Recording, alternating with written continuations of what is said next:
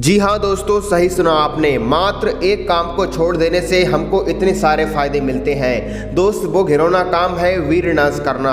दोस्त, जब कोई इंसान अपने बहुमूल्य तत्व का नाश करता है यानी हिलाता है, तो हिलाने का सीधा असर व्यक्ति के अनमोल शरीर पर पड़ता है। आप सभी लोग जानते ही हो कि हमारे शरीर की ग्रोथ जवान अवस्था में तेजी से होती है, लेकिन अगर हम काम वासना की तरफ भागेंगे, इसको महत्व देंगे, वीर नाश करेंगे, तो ऐसे में हमारे शरीर की ग्रोथ सही से नहीं हो पाती और शरीर अविकसित रह जाता है। हमारे शरीर का पूर्ण विकास तभी हो पाता है जब हम वीर रक्षण करते हैं। आजकल लोग अपने शरीर को बनाने के चक्कर में अच्छी से अच्छी डाइट का यूज करते हैं, पर शरीर में उनको खाया पिया लगता ही नहीं है। शरीर में खाया पिया तभी लगता है जब हम अपनी ऊर्जा को बचाते हैं। इसीलिए जो खाना ठूंसते रहते हैं लेकिन वीर नहीं बचाते, वो पनप ही नहीं पाते, और जो थोड़ा खाते हैं लेकिन वीर बचाते हैं, वो सेहतमंद होते हैं। जो लोग ये कहते हैं कि काम वासना से यदि दूर रहना ही होता तो भगवान इसमें इतना आकर्षण और सुख क्यों देता।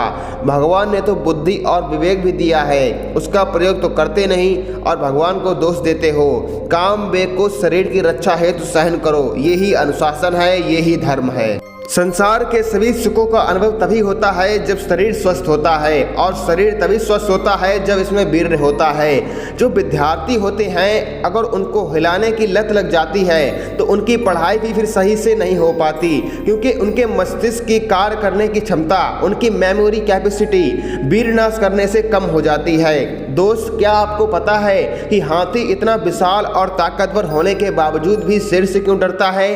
क्योंकि हाथी कामुक होता है। शेर हाथी से बहुत छोटा होता है, लेकिन शेर की संयम शक्ति हाथी से बहुत ज़्यादा होती है।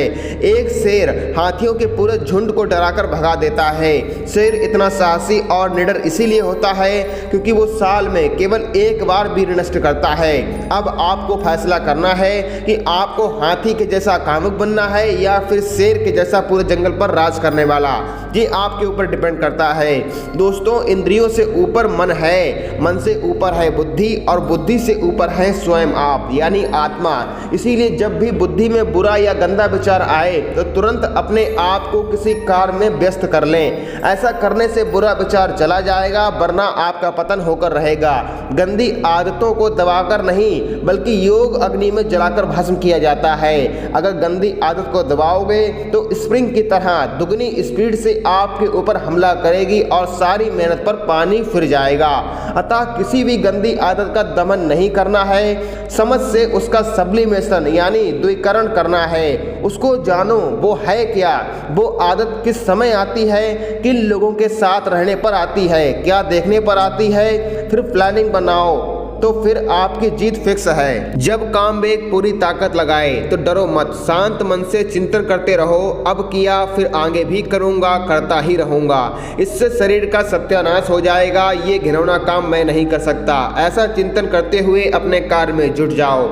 जब इंसान बूढ़ा हो जाता है तब उसकी किसी चीज़ में रुचि नहीं रहती, क्योंकि उसकी काया ढल जाती है। इसीलिए स्वास्थ्य ही सबसे बड़ी दौलत है। वीर निकाल कर इसका सत्यानाश मत करो। भगत सिंह जेल में 55 दिन तक कुछ नहीं खाया था और अंग्रेजों को उनकी मांगे स्वीकार करनी पड़ी थी। यह भगत सिंह के गर्म लहू में बहते वीर की ही ताकत थी। वीरवान को जेल में भी अगर डाल दो तो वो वहां पर भी आनंद से रहेगा, क्योंकि वीर से उसके शरीर का रोम रोम चमक जाता है। जब तक उत्साह है तब तक ही जीवन जीने की इच्छा प्रबल रहती है। वीर से ही शरीर में उत्साह रहता है। फूलों में बसा गुप्त रस उन्हें खिलाता है, इसी प्रकार शरीर में बसा वीर रूपी गुप्त रस इस काया को महकाता है। इतिहास गवाह है, जिसने भी शक्ति का गलत प्रयोग किया उसका सर्वनाश ही हुआ।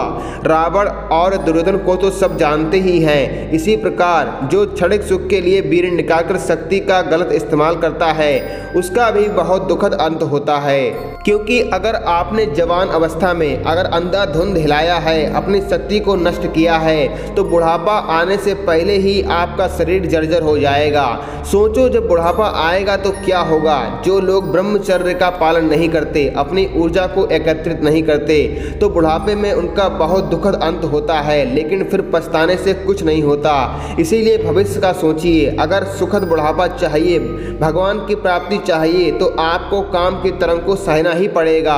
काम की तरंग सबको सताती है, फिर चाहे आप हो या हम। जैसे कि सूर्य का प्रकाश सब पर पड़ता है, फिर वो चाहे साधु हो या ग्रस्त। इसी प्रकार काम की तरंग सबको सताती है, लेकिन जो इसको सहता रहता है वही भगवत प्राप्ति के योग्य बनता है। आप टेंशन मत लो, मैं आपके साथ हूँ। आप ब्रह्मचर्य का पालन करो।